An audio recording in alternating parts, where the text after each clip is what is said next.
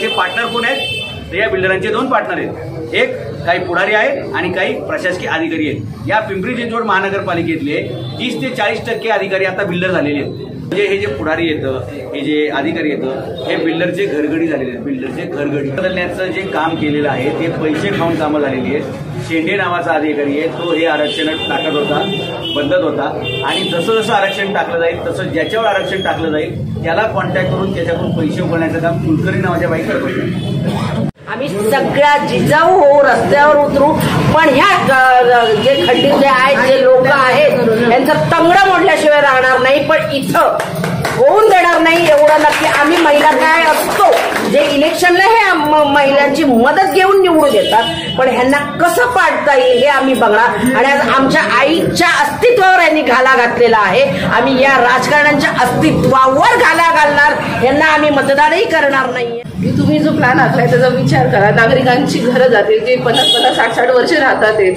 पण आमचं जे आराध्य आहे, आमचं जे मंदिर आहे, जे श्रद्धा, आम्ही जे भाऊक नवरात्र उत्सव जिच्या आशीर्वादाने आम्ही आमच्या 4-4 पिढ्या इथे मोठ्या झाल्या। असं नाही की नवीन येऊन राहिलेलो आम्ही, आमच्या 4-4 पिढ्या इथे राहिलेल्या आहेत। आज कोणाची 10वी आहे, कोणाची 12वी आहे, त्यांनी अचानक उठून जायचं कुठं? तुम्ही हा विचार करता का? सगळ्यांचा विचार करा ना तुम्ही। डायरेक्ट तुम्ही मॅप घेताल आणि पट्ट्यावर रेषा आखतात। हा कुठला तुमचा डीपी प्लॅन आहे? हा कुठला प्रोग्रेस प्लॅन आहे तुमचा? तुम्ही विचार करा ना। तुम्ही इथे येऊन नागरिकांना विचारा की तुम्हाला रोड कुठून पाहिजे, काय पाहिजे। जो मोठा रोड आहे ते सोडले तुम्ही, हा, आणि इथे आतमध्ये मंदिरावरनं घुसताय तुम्ही। तुम्ही विचार करा या गोष्टीचा। नागरिकांना येऊन विचारा तुम्हाला काय हवंय, आम्ही सांगू ना तुम्हाला काय हवंय। तुम्ही डायरेक्टली तिथं बसून तुम्ही डायरेक्टली एखादा मॅप बघून डायरेक्टली रेगोट्या ओढताय, हे बरोबर नाही ना। तुम्ही कुठली घरं जातात, काय घरं जातात, त्यांना येऊन विचारा की काय कोणाला काय प्रॉब्लेम आहे। आम्ही हरकती घेतल्याय, आता यापुढे तुम्ही झोपा येणे तर झोपा। ह्यांना मोठं कुणी केलंय? आम्हीच केलंय ना। ही उद्या 10 कोटीचा असू द्या, आजारी पडू द्या, हातून कोण उचलणार आहे? पोरग नाही तर पब्लिकच ना। काय त्याला उचलून कोण नेणार आहे? काय प्रशासन येऊन मेन म्हणजे शेजाऱ्या संगत चांगलं, एखाद्या नातेवाईक सगळं भांडण करा पण शेजाऱ्या संगत चांगलं राहा। आणि या लोकांनी पिंपरी चिंचवडवाल्यांनी सगळ्यात, मला तर लय त्रास झालाय। एका बी बाईनं म्हणू द्या, एका बी गाड्यानं म्हणू द्या, हे प्लॅन पास झालेला माहित होता का? कुणाच्या 10वी, कुणाच्या 12वी, कुणाच्या 13वी, इतकी किचकेट लाईन मध्ये त्यांनी येऊन टाकले। मला रातच्या धरणं अजिबात दादा झोप नाही बघ थोडी सुद्धा। आणि ही प्लॅन रद्द झालाच पाहिजे, कुणावरच आणले नाही जात। आणि पण रोडची काही गरजच नाही ना। इकडं पुणे बॉम्बे हायवे मोठा आहे, तिकडं झकात नाक्यावरनं मोठा आहे, तिकडं त्रिवेणीनगरवरनं मोठा आहे। ही आपलं छोटं रोड जाते, कुणाचा असो सपोर्ट, गारजाई माझी टाळणार आणि गारजाई ही उगम पाहिलेले आणि बहादरीच्या 108 पदरसण्या पहिल्या गारजाला येते। पब्लिक वाढले म्हणजे थोडंच झळ बी खाते ना, ह्यांना काय एवढं चपाती पाहिजे। आज गारजाई मंदिर बचाव समितीतर्फे मी एवढंच बोलू शकते की आज जो डीपी प्लॅन आपल्या इथे सँक्शन केलेला आहे आणि त्यासाठी आमचा हा जो एल्गार आहे, तर मंदिर बचाव समितीतर्फे आम्हाला मंदिर तर वाचवायचंच आहे, पण जे बाधित घर आहे तेही आम्हाला वाचवायचे। कारण ते इथे लोक कष्ट करून खात आहेत, ते मध्यमवर्गीय कुटुंब आहे की ज्यांनी कष्टाने ही घरं उभी केली आहेत। आणि डीपी प्लॅन बद्दल बोलायचं झालं तर अगोदर डीपी प्लॅन दुसरीकडे होता, आता तो इथे आलाय। यामध्ये सरळ सरळ राजकीय वरदहस्त दिसतं। काही ठराविक राजकारण्यांनी आपली स्वतःच्या प्रॉपर्टीज वापरण्यासाठी हा रस्त्याचा वेव बदललेला आहे, हे मी अगदी छातीत ठोकपणे बोलू शकते। आणि ह्या एल्गारला जेव्हा आम्ही सगळ्या मोठ्या संख्येने उपस्थित होतोय आणि आम्ही हा जो लढा लढणार आहोत, तर आम्ही आमच्या हरकती नोंदवणार आहोत। हा डीपी प्लॅन इथे होऊ नये, आमची बाधित घरं वाचावीत यासाठी आमचा हा एल्गार आहे। आणि त्यासाठी आम्ही रस्त्यावर उतरू आणि आम्ही महिला भगिनी आज एवढं सांगतो, पुन्हा जर या डीपी प्लॅनचा हे आलाच, प्लॅन आलाच आणि पुन्हा जर ह्याच गोष्टी चालू राहिल्या तर आम्ही महिला भगिनी आज शिवराज्याभिषेक दिनाच्या दिवशी सांगते, आम्ही सगळ्या जिजाऊ हो रस्त्यावर उतरू, पण ह्या जे खड्डे आहेत, जे लोक आहेत यांचं तंगडं मोडल्याशिवाय राहणार नाही। पण इथं होऊन देणार नाही एवढं एवढं नक्की आम्ही महिला काय असतो जे इलेक्शनला हे महिलांची मदत घेऊन निवडून येतात, पण ह्यांना कसं पाडता येईल हे आम्ही बघणार. आणि आज आमच्या आईच्या अस्तित्वावर यांनी घाला घातलेला आहे. आम्ही या राजकारण्यांच्या अस्तित्वावर घाला घालणार, यांना आम्ही मतदानही करणार नाहीये. आणि हा डीपी प्लॅन आम्ही थांबवणार एवढंच सांगते. जास्तीत जास्त संख्येने आमच्यातल्या महिला भगिनी रस्त्यावर उतरणार आहेत एवढं नक्की. आता सध्याची पिंपरी चिंचवड आहे पूर्ण महाराष्ट्रामध्ये जी परिस्थिती आहे त्या परिस्थितीवरती काय सांगाल? पिंपरी चिंचवड शहर हे म्हणजे महाराष्ट्राचा एक तालुका जिल्हा असा नाही की ज्या तालुक्या जिल्ह्यातून इथं राहण्यासाठी लोक आलेली नाही. म्हणजे लोकांना प्रगतीचं जे केंद्रबिंदू दिसतोय महाराष्ट्राचा ते पिंपरी चिंचवड शहर दिसतं. आणि म्हणून दर 5 वर्षांनी इथली संख्या ना 5-5 लाखांनी वाढत चाललेली आहे. आणि अशा प्रगतिशील या शहरामध्ये काय बकासुरासारखे काही प्रशासक आणून ठेवलेले आहेत की जे फक्त भ्रष्टाचार अनागोंदी ह्याच्यातच रममान झालेले आहेत. संपूर्ण शहर आज दशेती खाली आहे. आता आपण ज्या ठिकाणी बसलोय रुपीनगर तळवडे वगैरे इकडे रेड झोनची भीती टाकलेली आहे. काही ठिकाणी ब्लू लाईनची भीती टाकलेली आहे की इथं ब्लू लाईन आहे. काही ठिकाणी ग्रीन झोनची टाकलेली आहे. काही ठिकाणी शाळांचे आरक्षण टाकले जात आहेत. काही ठिकाणी दवाखान्यांचे आरक्षण टाकले जातात. काही ठिकाणी रस्त्यांचे आरक्षण टाकले जातात. काही ठिकाणी रस्त्यांचे आरक्षण शिफ्ट केले जात आहेत. काही ठिकाणी मंडईचे आरक्षण टाकले जात आहेत. पण यांच्या डोक्याची मंडई झालेली दिसते. जी ऑलरेडी आरक्षण आहेत गार्डनची विकसित केलेत का? नाही. जी ऑलरेडी दवाखान्याचे आरक्षण आहेत विकसित केलेत का? नाही. जी ऑलरेडी शाळेची ते विकसित केलेत का? नाही. आणि कुठलंही नवीन आरक्षण टाकताना 75% जमीन ऑलरेडी पालिकेच्या ताब्यात लागते. यांच्या ताब्यात 5% पण जमीन नाहीये. मग तुम्ही कसा टीपी प्लॅन टाकता? म्हणजेच हे कोणाच्या तरी सांगण्यावरून कोणाच्या तरी भल्यासाठी हे काम चाललेलं आहे. इथल्या बिल्डर लॉबीला इथल्या गोरगरिबांची घरं पाडून जमिनी मोकळ्या करून द्यायच्या आहेत आणि त्याच्यावर या बिल्डरांची इमली उभे करायचे आहेत. आणि या बिल्डरांचे पार्टनर कोण आहेत? तर या बिल्डरांचे 2 पार्टनर आहेत. एक काही पुढारी आहेत आणि काही प्रशासकीय अधिकारी आहेत. या पिंपरी चिंचवड महानगरपालिकेतले 30 ते 40% अधिकारी आता बिल्डर झालेले आहेत. पण मी तुम्हाला सांगतो, जसा मी आता हे प्रवेश केलेला आहे, मी सगळा अभ्यास करतोय, या सामान्य नागरिकांची घरं पाडणाऱ्या सगळ्या या अधिकाऱ्यांना आम्ही उघडं पाडल्याशिवाय राहणार नाही. संपूर्ण शहर दशेतीखाली आणलेले. पण आम्ही सगळे म्हणजे लढा असा होणार नाही. आता रुपीनगर तळवडीचा लढा होणार नाही, भोसरी चिखलीचा लढा होणार नाही, पिंपळे गुरव असा लढा होणार नाही, किंवा वाकड आणि पिंपरी होणार नाही. संपूर्ण शहर एकत्र मिळून आम्ही सगळे लढणार आहोत. कारण हे शहर वाचवायचं आहे. शहर वाचवायचं. बदलला गेलेला आहे रुपीनगर तळवडीचा, याच्या अगोदर व्यवस्थित काय नव्हता आणि आता चेंज झालाय, त्याबद्दल काय सांगतो? रुपीनगर तळवडीने अख्ख्या पिंपरी चिंचवड शहरामध्ये ना जवळपास फेब्रुवारीच्या अगोदरपासून यांचा प्लॅन तयार होता. म्हणजे ते सर्वे करत होते आणि बऱ्याच ठिकाणी त्यांनी ना कम्प्युटरवर बसून सगळा प्लॅन तयार केलेला आहे. तुम्ही या, पैसे घेऊन या, बरोबर. काय पाहिजे तुम्हाला? इथं शाळेचं आरक्षण बदलून पाहिजे का? हे पैसे द्या, ही शाळेचं मैदान शिफ्ट. तुम्हाला काय क्रीडांगण शिफ्ट करून घ्यायचे? पैसे द्या, हे शिफ्ट करून घ्या. आणि हे कोणासाठी करायची शाळा, कोणासाठी करायची गार्डन, कोणासाठी करायची बाकी आरक्षण?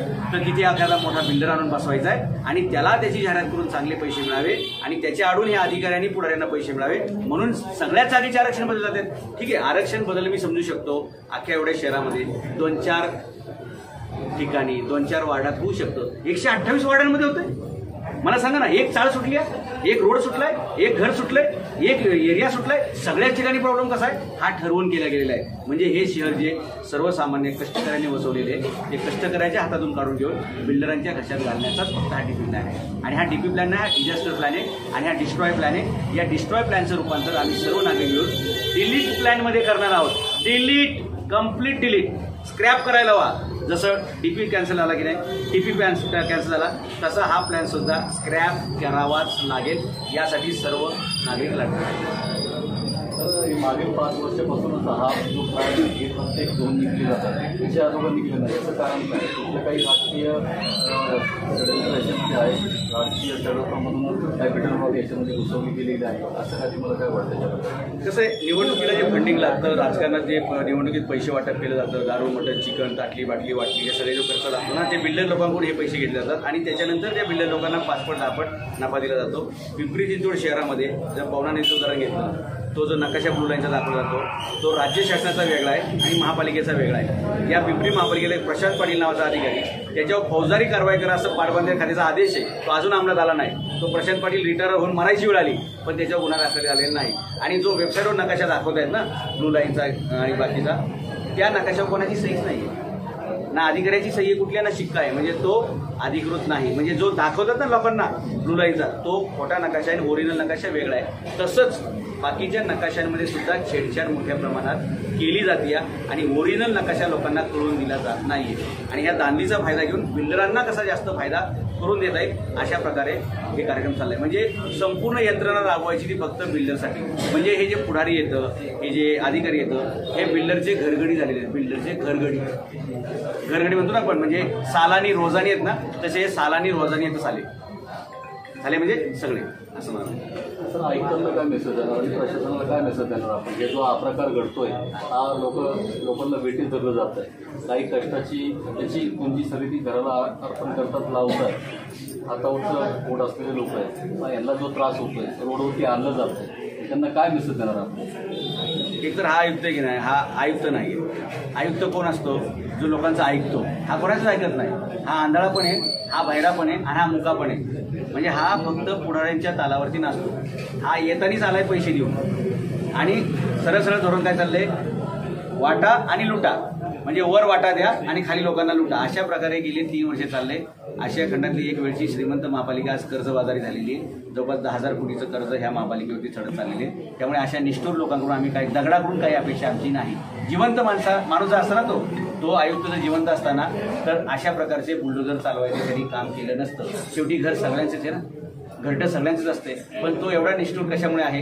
कारण त्याला फक्त पैसे पैसे पैसे खाणे खाणे खाणे एवढं दिसत आहे. त्यामुळे अशा दुष्ट माणसाला आम्ही संदेश काही देऊ शकत नाही, फक्त इशारा मात्र देऊ शकतो की अगर इधर घर जलेंगे तो याद रखना आपके मकान भी ढहेंगे, जरूर ढहेंगे. जे हे डीपी बदलण्याचं जे काम केलेलं आहे ते पैसे खाऊन कामं झालेली आहेत. शेंडे नावाचा अधिकारी आहे, तो हे आरक्षण टाकत होता, बदलत होता. आणि जसं जसं आरक्षण टाकलं जाईल तसं ज्याच्यावर आरक्षण टाकलं जाईल त्याला कॉन्टॅक्ट करून त्याच्याकडून पैसे उघडण्याचं काम कुलकर्णी नावाच्या बाई करत होते. त्यामुळे हे ठरवून चाललं होतं की जो पैसे देईल त्याचं आरक्षण काढायचं, जो पैसे देऊ शकणार नाही गरीब त्याच्यावर आरक्षण कंटिन्यू करायचं. पण एक लक्षात घ्या, त्यांच्याकडे देण्यासाठी पैसे, पण आमच्याकडे देण्यासाठी मात्र सामूहिक शक्ती आहे, संघटित शक्ती आहे. आणि धनशक्तीला ही जनशक्ती हरवल्याशिवाय राहणार नाही. आपण त्यांचं नाव पण शेअर तरी सुद्धा कारवाई होत नाही. ही भ्रष्टाचाराची लीक खालपासून वरपर्यंत आहे. ती ब्रेक करण्यासाठी इथं निवडणुका व्हाव्या लागतील. नवीन ज्यावेळी पालिका अस्तित्वात येईल त्यावेळी त्यांच्यावर कारवाई करता येईल. दुसरी गोष्ट, यांच्यावरती अँटी करप्शन ब्युरोकडून सुद्धा कारवाई करता येते. आणि बऱ्याचशा लोकांना माहीत नाहीये की जो कोणी सरकारी कर्मचारी असतो त्याला 5,000 रुपयाची जरी वस्तू घ्यायची म्हणली तरी वरिष्ठांना कळवावं लागतं. अशा भ्रष्ट अधिकाऱ्यांनी कधीही मालमत्ता विवरण सादर केलेलं नसतंय. 5 मेला सुप्रीम कोर्टाच्या 21 न्यायमूर्तींनी आपली संपत्ती जाहीर केलेली आहे. हाच नियम प्रत्येक शासकीय कर्मचाऱ्याला आहे की त्यांनी दरवर्षी आपली संपत्ती जाहीर करायची आहे. हे सगळं बेनामी संपत्ती गोळा करतायत आणि म्हणून हे सगळ्याच्या सगळं भ्रष्ट अधिकारी अँटी करप्शन ब्युरो म्हणजे लाचलुचपत आणि बेकायदेशीर संपत्ती जमा करणे या दोन्ही कायद्याखाली यांच्यावर कारवाई होऊ शकते. आणि कारवाई झाली तर आयुष्यभर जेल सुद्धा होऊ शकते. मग लोकांचं घर पाडण्याची शिक्षा काय असते ते सुद्धा आम्ही दाखवतो.